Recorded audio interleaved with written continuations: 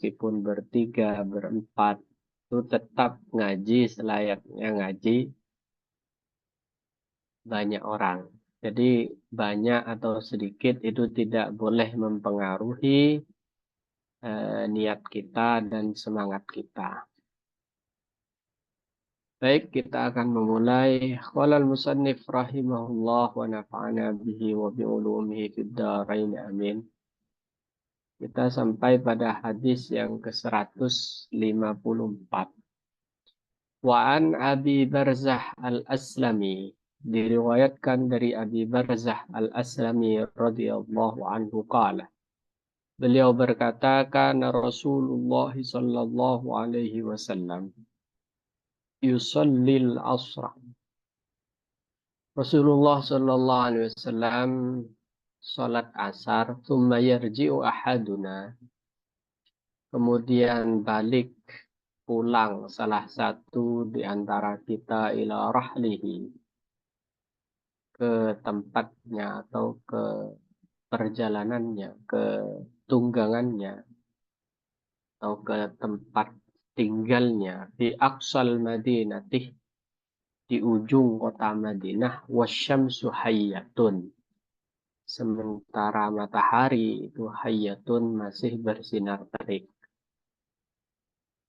Ini tentu di masa itu belum ada jam ya yang kita kenali saat ini, sehingga petunjuknya adalah memakai matahari atau bulan. Yas'alunaka 'anil ahillah qul hiya mawaqitu linnas. Jadi memang fungsi dari matahari maupun bulan itu membantu kita menentukan waktu sholat.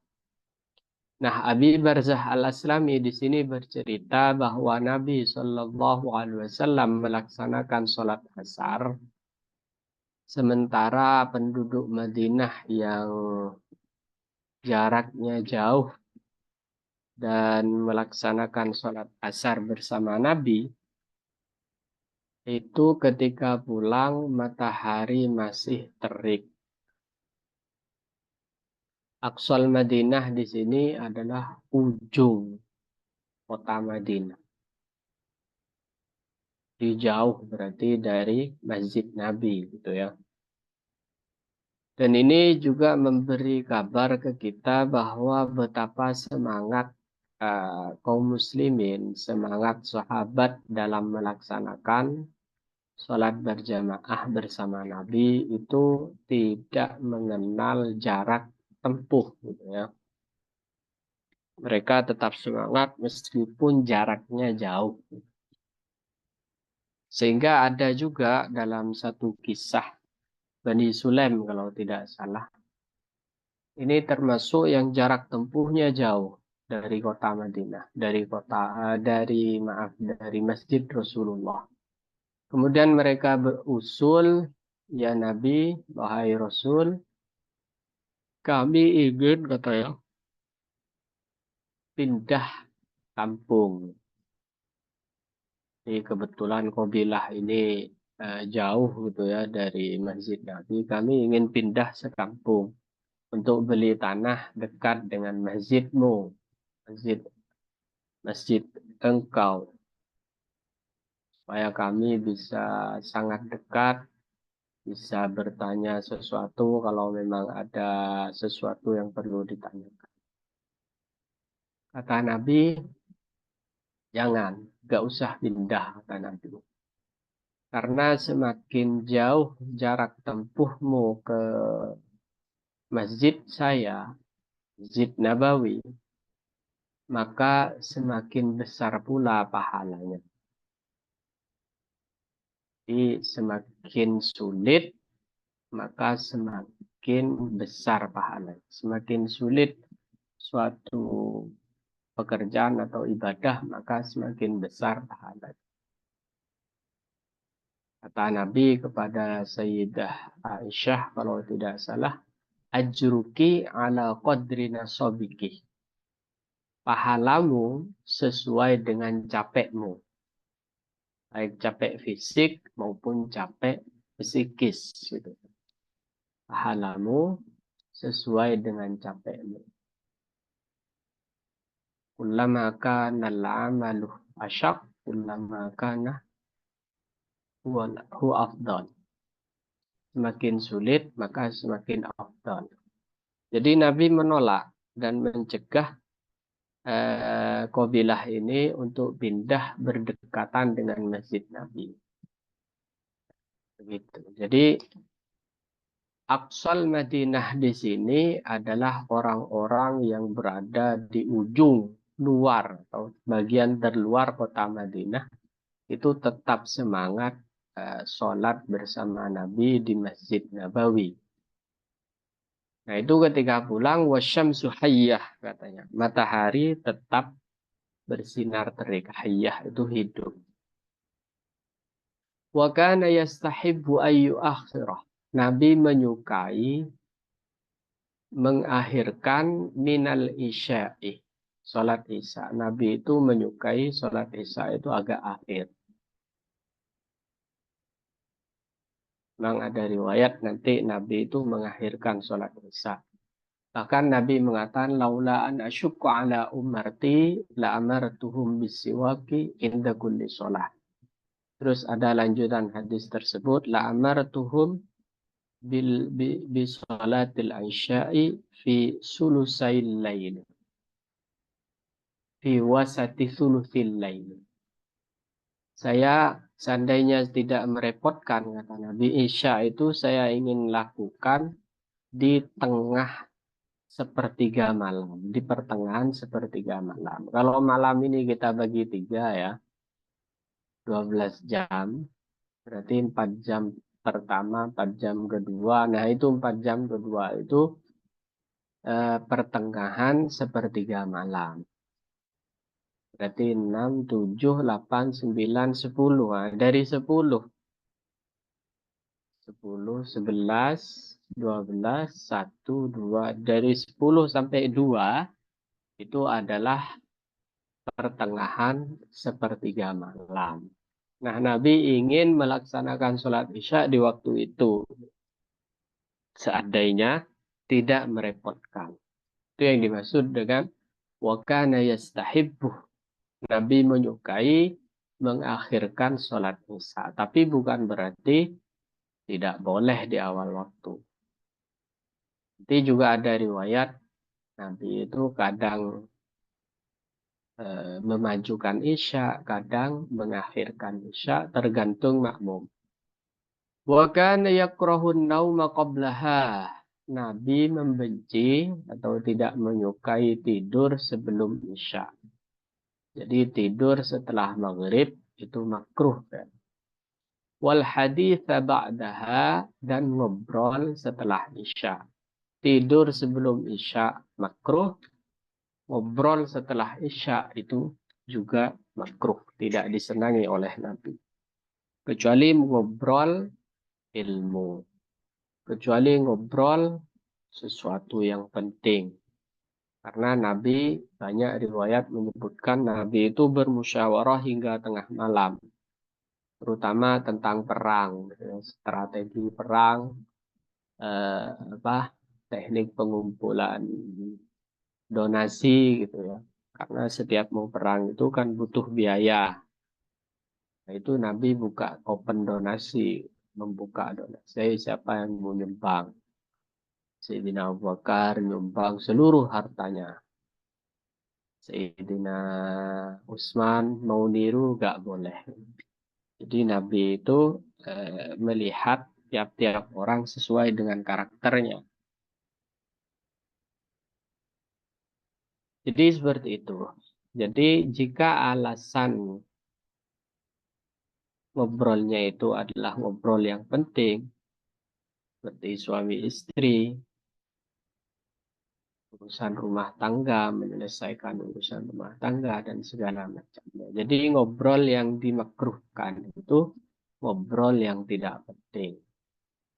Wa kana yanfatilu min salatil ghadati. Wa kana yanfatilu. Nabi bubaran min salatil ghadati. dari sholat subuh hina ya'rifur rajulu jalisahu. Tatkala seseorang kenal teman duduknya. Jadi kalau sholat subuh itu Nabi berarti agak petang gitu ya, masih gelap. Kemudian ketika Nabi selesai sholat itu sudah saling mengenal. Nah ini jangan dibayangkan seperti dunia modern, serba terang karena ada lampu listrik. Di zaman itu adalah zaman tidak ada lampu, tidak ada koneksi internet, tidak ada listrik. Gitu ya. Nah, kata siapa tadi perawinya? Ibnu Barzah, Abi Barzah Al-Aslami. Itu ketika Nabi bubaran dari sholat subuh, yaitu sudah kenal semua. Wa yaqra'u bis-sittina ilal mi'ah. Nabi itu kalau sholat subuh membaca antara 60 ayat sampai 100 ayat. 60 sampai 100 ayat. Muttafaqun alaih. Sehingga para fuqaha mengatakan bahwa sholat subuh itu memang disunnahkan membaca mutawwalat. Surat-surat panjang. Ya. Salat subuh itu disunahkan membaca surat-surat panjang. Selain subuh, surat sedang kecuali maghrib itu sunnahnya surat-surat pendek. Surat-surat pendek. Bagi yang tidak hafal, ya ada tuntunannya. Ada tuntunan. Jadi kalau maghrib baca surat pendek. Isya itu surat yang sedang.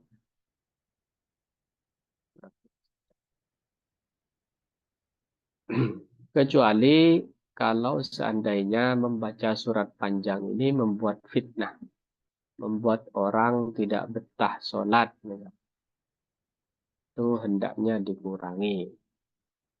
Tapi setelah kita memberi pengertian bahwa memang Nabi membaca surat panjang 60 sampai 100 ayat di sholat subuh, maka boleh kita kemudian laksanakan. Kalau belum masyarakatnya dikasih tahu, takutnya nanti protes gitu ya. Jadi bagaimanapun seorang imam itu dianjurkan dan diharapkan bisa mengikuti apa namanya, mempertimbangkan keadaan makmum. Karena Nabi itu pernah memanggil siapa? Mu'ad bin Jabal. Karena Mu'ad ini dapat dapat dapat ya diingatkan oleh dapat teguran dari masyarakatnya bahwa dia pernah sholat sangat lama. Kemudian Nabi memanggil Mu'ad dan kata Nabi, "Atuhibbu an takuna fattanan ya Mu'ad?" Apakah engkau ingin menjadi pemfitnah wahai Mu'ad? Pemfitnah di sini maksudnya ya merepotkan masyarakat. Maka kata Nabi, kalau kamu sholat, hendaknya diringankan, dipercepat. Karena di belakangmu itu ada orang tua, ada anak-anak, dan ada orang yang memiliki hajat, memiliki kepentingan setelah sholat dia ingin kemana. Ada keperluan. Jadi seperti itu. Itu kalau kita hidup bermasyarakat. Karena standar khusyuk, standar alim juga tidak bisa dinilai dari sana. Khusyuk dan enggak itu ya antara kamu dengan Allah. Kalau mau baca surat panjang, ya sholat sendirian. Sholat sunnah sendirian itu Nabi sangat panjang. Nabi itu setiap malam, kata Sayyidah Aisyah, tidak lebih dari 10 rakaat. Tapi kaki Nabi itu sampai bengkak. Kenapa sampai bengkak? Kata ulama. Min tulil qiyam. Dari saking lamanya berdiri. Jadi saking lamanya berdiri berarti baca Qur'annya banyak. 1 juz, 2 juz, seperti itu lama berdiri. Maksudnya di sini bahwa kita kalau memang mau beramal, mau menambah amal yang banyak, itu buat ketika sendirian saja, jangan dipamerkan. Tapi ketika kita jadi imam, maka namanya imam itu seperti supir. Dia harus mempertimbangkan orang banyak. Kalau sendirian baru boleh ngebut gitu ya, baru boleh seenaknya dewe gitu. Itu pun berbahaya kan buat diri. Jadi seperti itu. Jadi Nabi itu membaca 60 sampai 100 ayat di sholat subuh. Sebaiknya memang ini konfirmasi ke makmumnya bahwa saya akan membaca misalkan 100 ayat atau 60 ayat, nggak masalah kalau sudah diberitahu semua. Itu untuk di sholat subuh. Jadi memang dibagi 3, apa namanya, sunnahnya membaca suratnya. Ada yang sunnah surat qasirah seperti maghrib. Ada yang sunnahnya itu mutawassithah, yang tengah gitu ya. Surat-surat tengah, nggak terlalu panjang, nggak terlalu pendek. Itu selain subuh dan maghrib. Muttafaqun alaih, hadis ini diriwayatkan secara sepakat. Wa indahuma min hadis Jabir. Wa indahuma, dan di sisi Bukhari Muslim ada satu hadis dari riwayat Jabir. Wal isya'ah, dan Nabi sholat isya ahyanan wa ahyanan. Terkadang idza ra'ahum ijtama'u ajjan. Idza ra'ahum, tatkala Nabi melihat sahabat ijtama'u sudah kumpul semua, ajalah, maka Nabi mempercepat sholat isya cepat. Gak nunggu terlalu malam. Wa idza ra'ahum abta'u, tatkala para sahabat ini lamban datangnya, akhara, maka Nabi agak mengakhirkan. Dilihat sikon. Jadi memang sholat berjamaah ini sebagai imam itu harus mempertimbangkan situasi dan kondisi. Seperti tadi, karena yang di belakang kita itu kata Nabi fihimud dhaif wal wal apa wattifil wadil hajah. Di belakangmu itu kalau mau kamu jadi imam itu ada anak kecil, ada dhaif, dhaif itu lansia, dan ada zil hajah, orang-orang yang memiliki keperluan, kepentingan. Barangkali dia ingin cepat, apa mau belanja atau apa. Was subhah, subhah, dan Nabi salat subuh, karena Nabi sallallahu alaihi wasallam yusalliha, Nabi salat subuh bi ghalasin, sudah agak terang. Nah, di subuh ini juga ada 2 riwayat. Ada riwayat yang menyebutkan Nabi sholat sementara makmum belum kenal ke orang di sampingnya. Tapi ada riwayat Nabi sholat sementara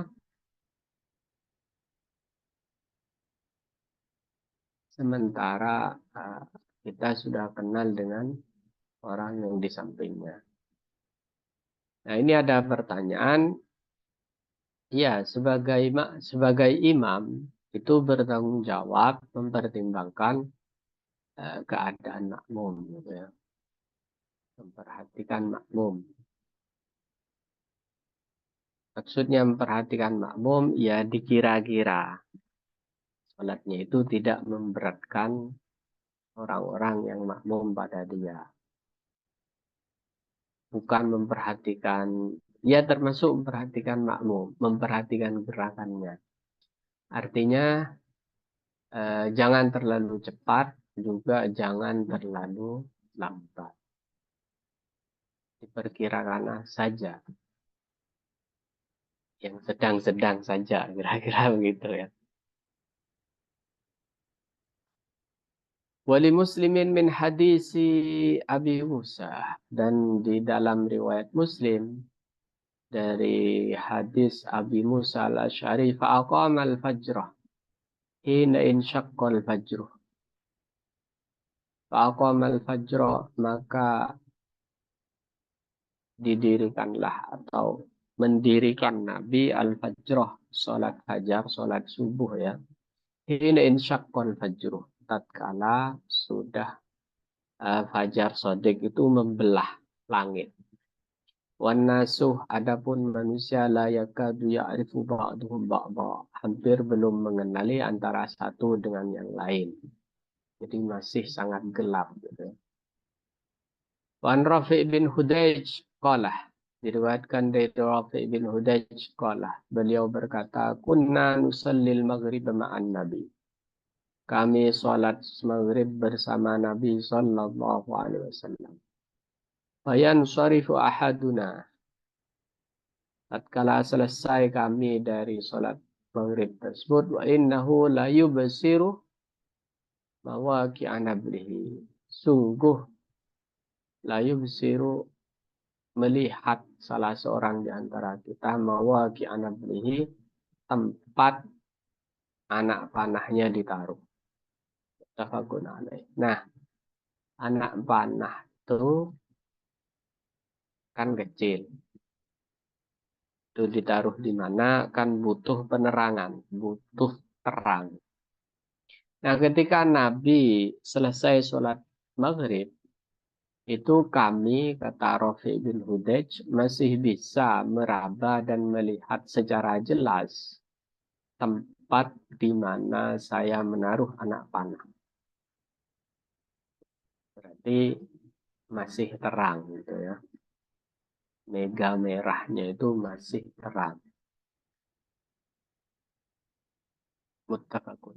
Wa an Sayyidah Aisyah.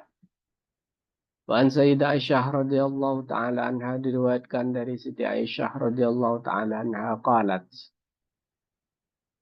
i'tamma Rasulullah sallallahu alaihi wasallam dzata lailatin bil 'isya. I'tamma. I'tamma itu bergelapan. Menuju gelap, menuju, ya menuju keadaan semakin gelap, dzata lailatin bil 'isya. Artinya Nabi melakukan sholat isya itu sudah sangat gelap. Hatta dhahaba ammatul laili. Sampai umumnya malam pergi. Ya maksudnya sepertiga tengah itu, seperti yang saya terangkan tadi. Jam 10 ke atas itu kan sudah malam, sepi gitu ya. Summa kharajah. Kemudian Nabi keluar, fasalla, dan melaksanakan sholat. Waqalah. Dan di sini juga berarti sahabat itu nunggu imamnya, gitu ya. Nunggu Nabi di Masjid Nabawi. Nunggu. Dan tidak protes. Dan nunggu sholat itu sholat. Intidorus sholat, sholat, kata Nabi. Menunggu sholat, pahalanya itu setara sholat. Nanti kalau sholat ya pahala lain. Tapi menunggunya itu sudah sholat. Sudah pahala sholat. Intidorus sholat, sholat. Nah ini juga yang riwayat dulu itu, bahwa bahwa sahabat itu ketika menunggu Nabi sholat, ya ada yang ngantuk-ngantuk sampai gini-gini kan, di riwayat wudhu itu, di hadis tentang wudhu kita baca dulu. Jadi sahabat meskipun ngantuk-ngantuk itu nggak wudhu lagi, langsung ketika iqamah Nabi sholat ya mereka sholat. Kemudian memunculkan banyak banyak pendapat ya di kalangan madhab. Waqala, saat Nabi keluar dan sholat, Nabi bersabda, innahu lawaktuha. Sungguh ini adalah waktu Isya. Laula an asyukku ala ummati, seandainya aku tidak takut, tidak khawatir merepotkan umatku. Jadi waktu Isya itu ya seperti ini kata Nabi. Nah, ini kembali lagi bahwa eh, kemarin dijelaskan ada waktu fadilah, ada waktu ikhtiar, ada waktu karoha, ada waktu haram. Waktu fadilah itu di awal waktu, kecuali yang memang ada riwayatnya Nabi melaksanakan di akhir apa di bukan di awal waktu seperti Isya ini. Atau seperti kemarin Mbak siapa itu nanya karena di mazhab Hanafi waktu asar itu agak malaman dikit. Nah, itu memang ada riwayatnya. Atau subuh agak siang. Kalau yang riwayat yang kita baca barusan ini subuhnya semuanya agak malam, agak gelap. Nah, nanti ada riwayat setelah ini subuh itu agak siang. Sampai waktu isfiror. Isfiror itu menguning. Alam ini menguning. Menguning karena dekat matahari muncul. Rawahu Muslimun. Di sini riwayatkan oleh Imam Muslim. Baik, mungkin ada yang perlu ditanyakan terkait 6 hadis atau 5 hadis yang sudah barusan kita baca, dipersilahkan. Kalau yang ditanyakan, ya sepertinya sudah saya jawab ya.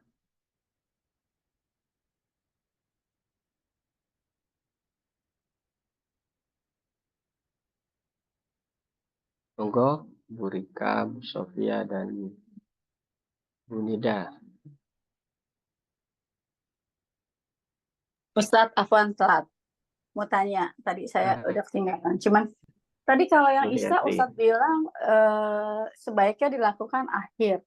Itu kenapa ya, Tat? Kan bukannya harus misalkan habis azan kita tunggu sebentar terus ada iqamah baru gitu ya. Mau kata buru-buru itu ada ini yang Tat, ada alasannya gitu. Kenapa gitu? Ya, kalau alasannya karena Nabi di beberapa riwayat melakukan seperti itu. Jadi Nabi melakukan sholat Isya agak akhir. Kalau ditanya alasannya, mungkin karena ini, tadi kan ada ini riwayat di sini, ketika melihat sahabat kumpul, sudah banyak yang kumpul, maka Nabi mempercepat sholat Isya, berarti agak awal. Tapi ketika melihat sahabat Abta'u, lamban, kumpulnya lambat, maka Nabi mengakhirkan sholat Isya. Tapi di luar alasan-alasan tersebut, ya ini berarti pilihan-pilihan Nabi. Preferensi atau ya pilihan Nabi yang terkadang kita sebagai umatnya tidak perlu alasan. Alasannya ya karena niru Nabi. Seperti itu. Jadi di beberapa ubudiyah, di beberapa bab ibadah itu memang tidak ada yang tidak ditemukan alasannya. Ada yang seperti itu. Sehingga alasannya ketika ditanya, kenapa kita harus begini? Ya niru Nabi. Alasannya begitu. Tapi ini ada yang riwayat Jabir yang ini nih. Ini riwayat Jabir bin Abdullah mengatakan bahwa Nabi itu terkadang memajukan dengan alasan karena sahabat sudah kumpul. Dan Nabi terkadang mengakhirkan sholat Isya karena sahabat belum kumpul. Itu, Ibu.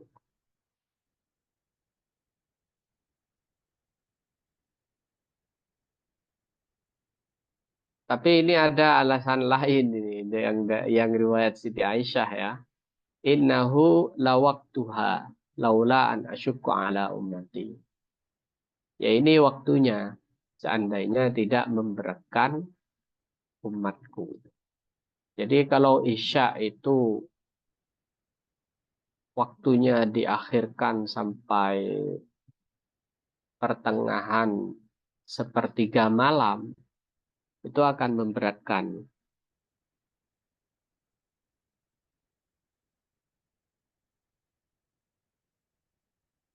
Kira-kira seperti itu, Ibu Rianti.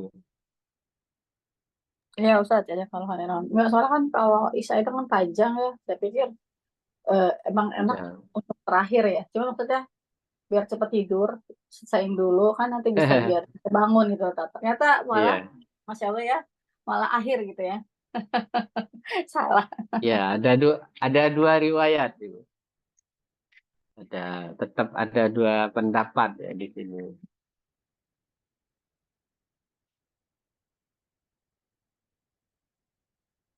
Kalau batas akhir asar sekitar berapa menit sebelum adzan? Batas akhir asar ya sampai munculnya mega merah di ufuk barat.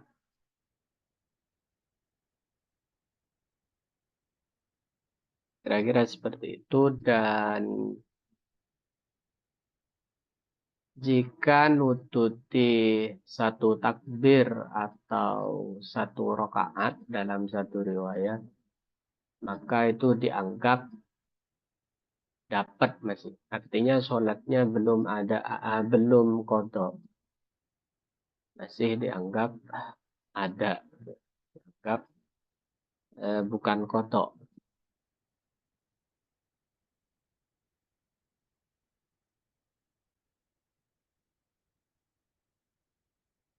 Baik, ada lagi? Ya, tidak ada. Kita lanjut membaca kembali. Wa Maaf, an Abi Ustaz, Hurairah maksudnya gimana? radhiyallahu. Ya. Oh iya, ya. Yang Maaf, tadi itu yang waktunya Isya ya. Apa? Asar. asar itu jadi maksudnya intinya adalah Batas nggak akhirnya. bisa batas akhirnya itu bukan azan maghrib gitu kan? Bukan. Tapi memang beberapa menit sebelum azan maghrib dan patokannya itu warna merah jingga Iya. gitu. Ya, seperti itu. Iya. Jadi Jadi kalau selama misalnya nutut, ya. kita misalnya pernah kita berpergian gitu terus bener-bener nggak menemukan waktu sholat katakanlah 10 menit sampai sebelum maghrib itu qadarullah belum sholat gitu Ustadz. Jadi mendingan jangan sholat tapi nungguin maghrib dulu atau jadi kodok gitu. Jadi mendingan nungguin azan maghrib terus kodok asarnya atau ada 10 menit lagi nih atau tetap wudhu langsung sholat gitu Nah, Ustadz mendingan. kalau 10 menit tetap wudhu dan sholat. 5 menit aja itu masih cukup, Bu. Satu rakaat. Iya kan? Jadi standarnya Oh, itu satu rakaat. Ketika satu rakaat itu masih masuk di waktu asar, sementara sisanya keluar dari waktu asar itu oleh ulama masih dianggap kita belum ngodok. Itu masih masuk adaan. Seperti itu. kalau fajar sodik itu apa ya Ustadz ya? Apa sudah dibahas? Ya. Jadi di waktu subuh itu ada dua fajar. Fajar bohong dengan fajar beneran. Fajar kadzib dengan fajar sodik. Gitu. Fajar kadzib itu muncul sebelum subuh. Yaitu sekitar jam 3. Dengan sinar yang juga terang di langit. Tapi dia mudah pudar. Sebentar kemudian gelap lagi. Itu namanya fajar kadzib.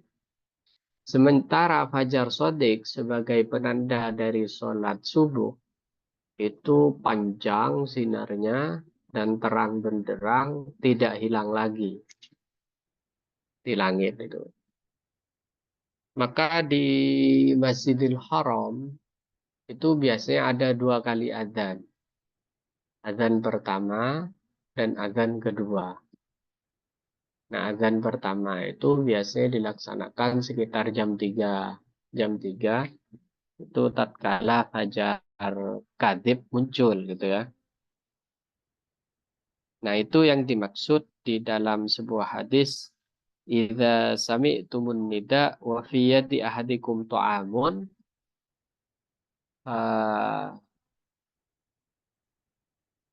fakuluhu, itu kalau tidak salah. Kalau kamu mendengar azan sementara di tanganmu ada makanan atau minuman, maka makan atau minum, habiskan, itu maksudnya. Nah, riwayat hadis ini terjadi untuk adzan pertama, yaitu adzan tatkala fajar kadhib. Seperti itu.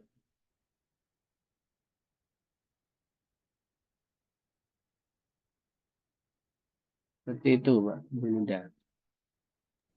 Tapi kalau di zaman dulu berarti memang betulan itu tuh yang disebut azan awal bukan Ustadz? Yang Iya, fajar adzan kadhib awal. itu.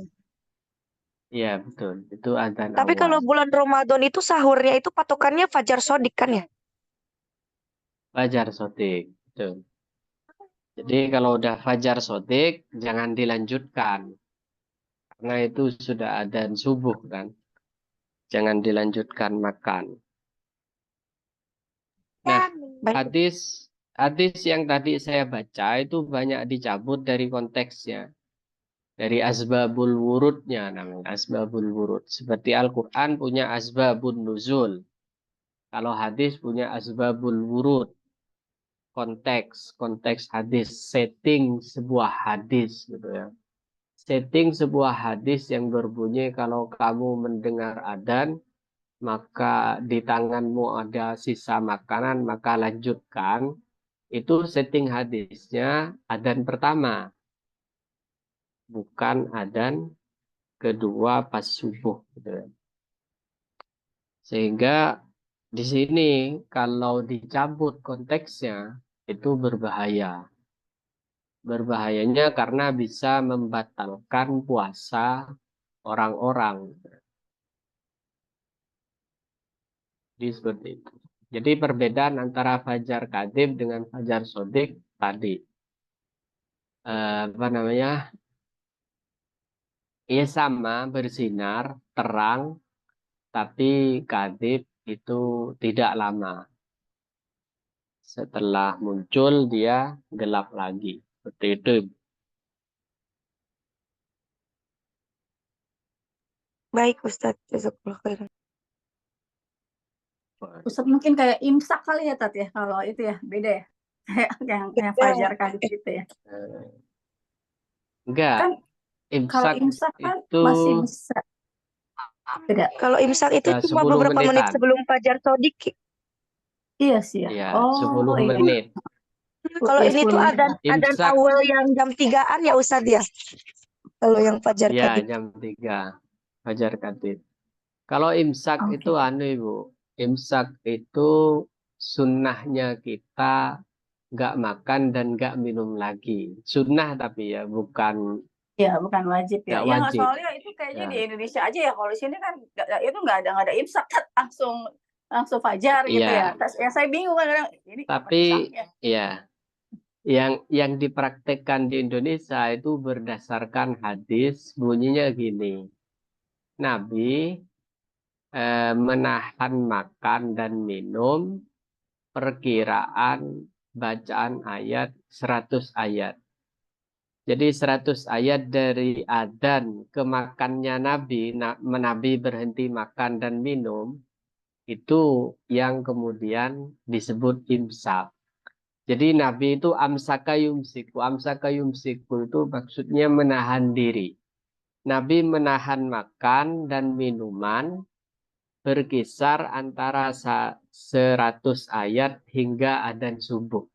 Nah, 100 ayat itu diperkirakan oleh ulama sekitar 10 menit. Kalau kita baca Al-Quran dengan tartil, itu sekitar 10 menit, itu 100 ayat. Coba tanya Ustadz Muhlisin. Ustadz, online Ustadz. Jadi apa benar 100 ayat itu 10 menit? Itu mungkin sekitar 10 menit gitu. Jadi jarak imsak ke adzan subuh itu sekitar 10 menitan. Atau dalam hitungan Nabi ya 100 ayat. Kira-kira begitu. Jadi ulama Indonesia mempraktekkan imsak itu juga ada dasarnya. Mungkin dasar ini yang tidak populer di negara-negara Arab. Atau memang hanya menyebar di kalangan elit kalau di Arab sendiri mungkin ya. Seperti saya di Mesir nggak ada istilah imsak gitu. Adzan subuh baru mereka berhenti makan. Seperti itu. Ibu.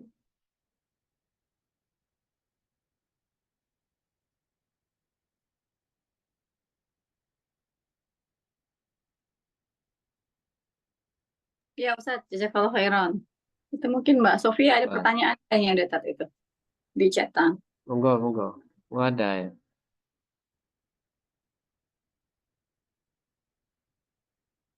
Oh ya ini pertanyaan tadi yang juga disebutkan oleh Bu Nida.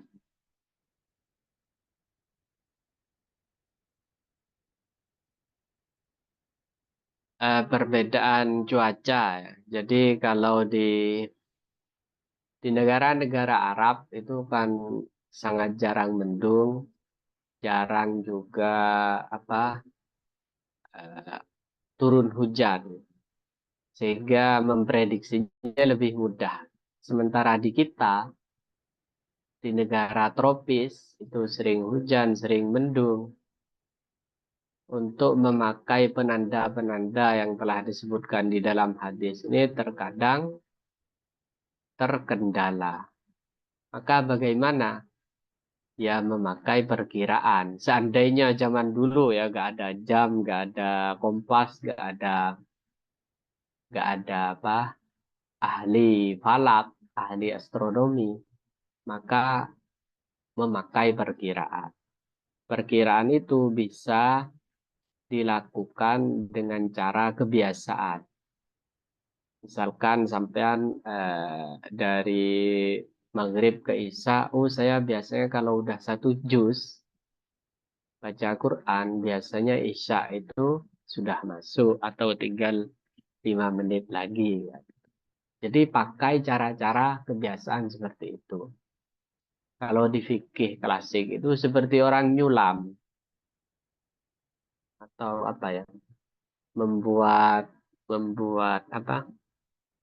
Bukan nyulam, merangkai kain itu loh. Apa ya, kerajinan kain. Nah, itu kalau bisa dapat satu satu kerudung misalnya, itu biasanya sudah masuk waktu duhur. Misalkan saya mulai pagi setelah sholat subuh, setelah sholat duha, biasanya kalau saya dapat satu petak kain gitu, berarti itu masuk eh, maghrib. Jadi bisa dengan cara-cara seperti itu, Ibu. Karena Nabi mengatakan fa'in ghummah alaikum fagduru. Jika mendung, maka kira-kirakan sendiri. Tapi kita sekarang masuk ke dunia yang lebih canggih. Kita punya aplikasi-aplikasi tertentu di HP kita.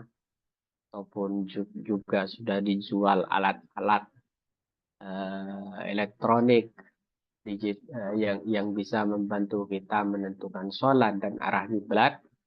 Maka kita otomatis lebih mudah. Tapi seandainya gambarannya di masa lampau gitu ya, nggak ada yang bisa bantu, peralatan terbatas, maka bisa memakai perkiraan dari aktivitas kita sehari-hari. Seperti itu, Bu Sofia.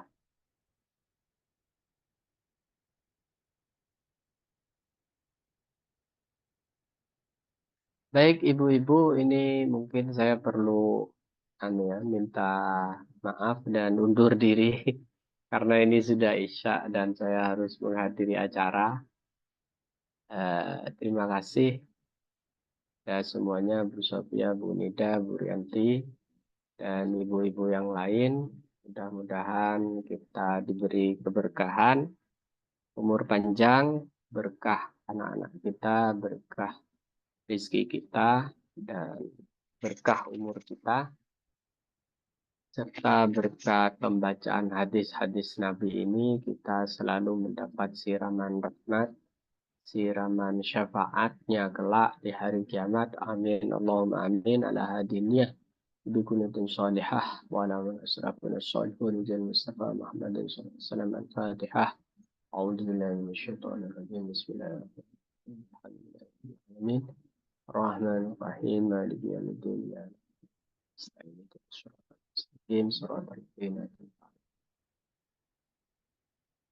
Baik, kita tutup dengan doa. Bismillahirrahmanirrahim. Alhamdulillahirrahmanirrahim. Alhamdulillah fi mazidah ya Rabbana lakal hamdu kama yanbaghi li jalali wajhika wa li sultanik.